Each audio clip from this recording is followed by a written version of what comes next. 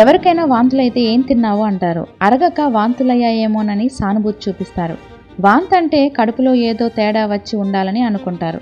మీకు తెలియదేమో, నాలో ఏ తేడా లేకుండానే వాంతులవుతాయి. నేను పూర్తిగా ఆల్రైట్ అయినా అంతా అప్సెట్.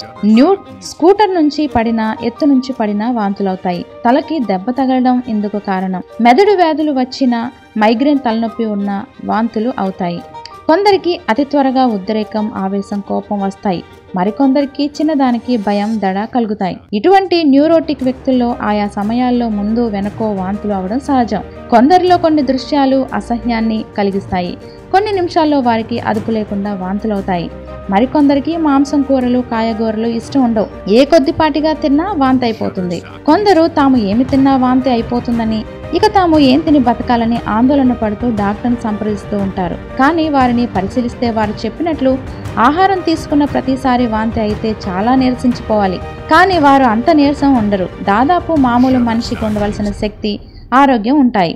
దీన్ని బట్టి వారు తిన్నదంతా కాకుండా కొద్దిగానే వాంతి చేసుకుంటున్నారనుకోవాలి. ఆరోగ్యానికి కావలసిన కనీస ఆహారం మిగిలే ఉంటుంది.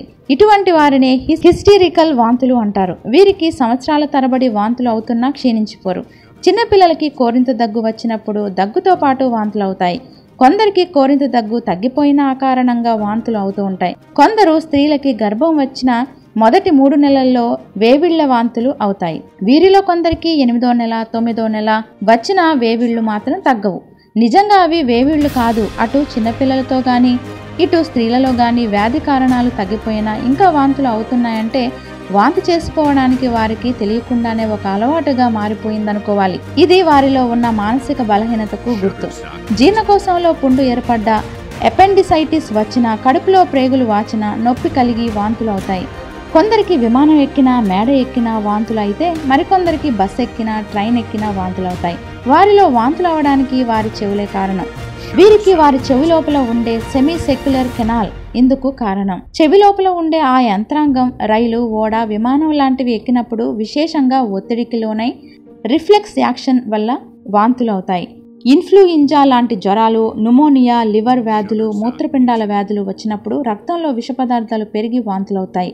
అలాగే అనేక వ్యాధుల్లో రక్తంలో యూరియా శాతం పెరిగి వాంతులవుతాయి. పచ్చకామెర్లు వచ్చే ముందు కూడా వాంతులు అవడం సాధారణమైన విషయం. చద్ది అన్నం తిన్నా, చద్ది కూరలు తిన్నా ఒక్కొక్కప్పుడు వాంతులు అవుతాయి. దీనికి కారణం ఆ ఆహారంలో బ్యాక్టీరియా, క్రిములు చేరి విషంగా మారడమే. మత్తు పానీయాలు సేవించిన కొందరిలో వాంతులవుతాయి. మత్తు పానీయాల వల్ల జీర్ణాశయం పొరలు మంట పుట్టి వాంతులవుతాయి. కొన్ని ఆహార పదార్థాలు సరిపడని వారిలో అప్పుడప్పుడు వాంతులవుతాయి. మరికొందరి విషయంలో జీర్ణాశయం దగ్గర ప్రేగుకి పుండు ఏర్పడడం, కణితి ఏర్పడడంతో అడ్డు ఏర్పడి వాంతులవుతాయి. కారణాన్ని గుర్తించి మందులు వాడితే త్వరగా విశ్రాంతి లభిస్తుంది. ప్రయాణం చేస్తే వాంతులు అయ్యేవారు ఎవోమిన్, గ్రావాల్ వంటి బిళ్ళలు ముందే వేసుకుని బయలుదేరితే వాంతులు అవ్వవు. ఏది ఏమైనా వాంతులు అయ్యేటప్పుడు పూర్తి వైద్య పరీక్షలు చేయించుకొని తగిన చికిత్స పొందడం అవసరం.